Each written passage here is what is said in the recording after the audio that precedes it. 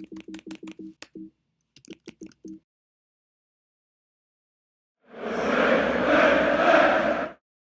everybody, welcome back to Conor here, and welcome back to this thing. Unfortunately, if you OGs are part of this game and still watching us from day dot, I used to use this when I couldn't get a microphone and all this sort of stuff. Unfortunately, that thing has now stopped working, including my backup mic, which is just a nightmare. SD card, sound quality, microphone, tripods, lighting, it all goes wrong every now and again, so it is so annoying. So for the sound quality, I know it's not great, but it's just going to have to do. I apologise, guys. You don't really get channels churning out 3 previews, 3 reviews when Leeds United have got 6 games in 6 games in 21 days. It's absolutely unheard of. Before the video starts, guys, I would like to give a shout out to Retro Hut. Get all your mugs, get all your scarves, your towels, anything you want. Best price on the market. It's really good stuff. Got myself a towel, got myself 2 mugs as well, and it's great value, so go check those guys out. As well, guys, if you like your paintings, check the link out in the description below. As I've said, watercolor paintings, they are my thing. Absolutely love them. There is one in the description below, only 100 available, so make sure you go check out those prints. They're excellent quality, excellent value for money, and you will not be disappointed. So guys, here we go. Brentford away.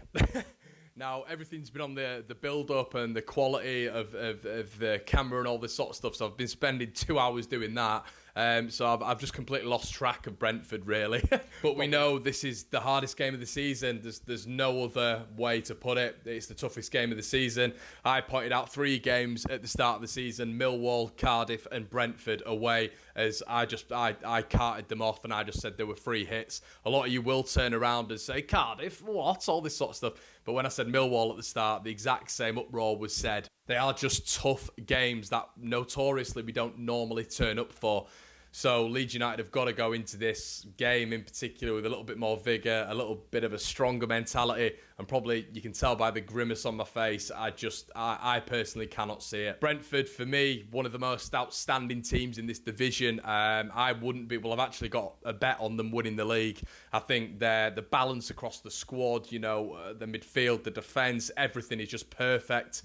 And I think over the years they've been building up and building up and building up. They've always had a poor away form, or they've always sold on a player, a Hogan, a Morpay, and it's always put them levels behind. But the recruitment is probably the best in Europe. And they're showing this season as well that the balance in the squad is getting better and better and better. The recruitment of Ethan Pinnock, the recruitment of Pontus Jansson. But, the midfield, we're going to talk about BMW up front for them, but Norgard, Jensen from Celta Vigo, 3.4 million. I mean, what a player. A wonderful player, an excellent distributor of the ball, box-to-box midfielder. He really is an excellent player, a luxury player, but someone who will graft hard and get assists for Brentford. So I mentioned Jensen. Normally he's a set-piece taker, but they can vary that up with Ben Rama. They can vary that up with Canos when he's back fit. We know all about them, and Buemo as well. And across the front 3, they've got absolutely bags of talent. Obviously letting Morpay go, you think to yourself, with Brentford's recruitment style, they're going to bring in as good a player, and they have. They brought in Buemo on the wing, and Frank has actually managed to convert Ollie Watkins into a centre forward who I believe has got 18 goals already this season. But the balance is all throughout the squad, guys, and the quality is all throughout the squad as well.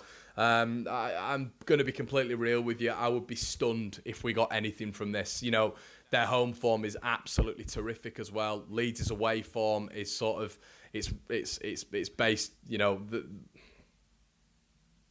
Brentford's home form is absolutely phenomenal. I believe they've lost two there all season. And, for the past 2 seasons, they've built their season on their home form. We've been down there for numerous seasons when we weren't even decent, seasons when they weren't even decent, and when sort of form went out the window. But they've always turned it on against Leeds United. It is a big game. They've got the sellout crowd again, as it was with Forest at the weekend.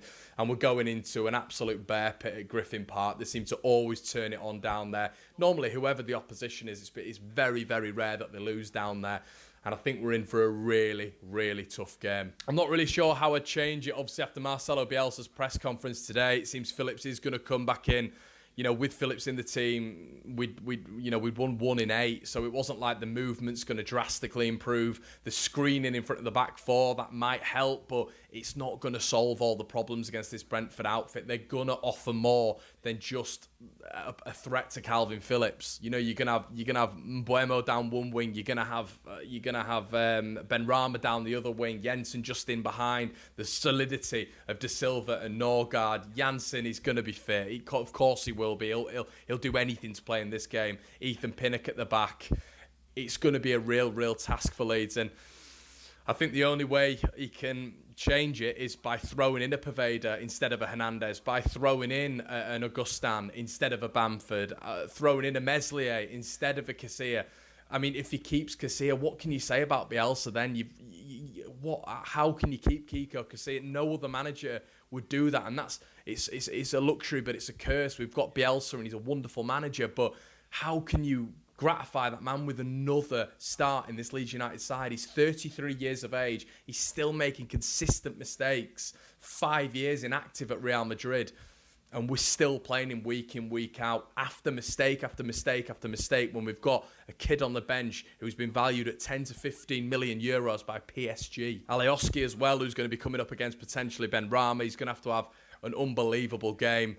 And the midfield have got to show up as well. It can't be lacklustre performances from, if Pablo is going to start and click. It is, I know the running for the team and I get that, but the performances, the pass completion has to improve, because Norgard and De Silva in there are just going to absolutely run them ragged with Jensen just at the tip. And you look at it, maybe Bamford can give Janssen a little bit of a run for his money. Do you know what I mean? If he was going to lean on one of the two, I would lean on Janssen. I wouldn't lean on Pinnock. I think Pinnock's just going to outclass him. I would lean on Janssen. I think he might be able to get in his head, but you saw at Ellen Road, Janssen sort of gave a really respectful performance, clapped the Leeds fans afterwards. There was no controversy. Maybe he's over it. Maybe he respects Leeds, loves Leeds, just wants to move on and get Brentford to the Premier League, which is I presume, the long-term goal for Janssen. So he's going to be focused on his football. He's going to be focused on defending against Bamford. If you look at it quality-wise, Janssen should absolutely pocket Bamford, because quality-wise in his respective positions, Janssen's levels ahead of Bamford. But, I just think they're a wonderful football inside, and I think this Leeds side all of it's been extracted now. I think we've seen the best of Leeds United, and I don't know if their energy levels, their endeavour, they can perform at 10 out of 10 every week. And it's not even going to have to be a 10 out of 10 against Brentford. It's going to literally have to be a 13 out of 10.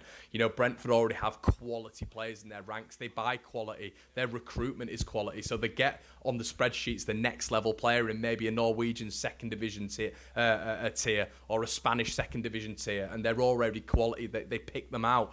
Whereas we still have the nucleus of a sort of mid-table championship team that we've got the very best out of.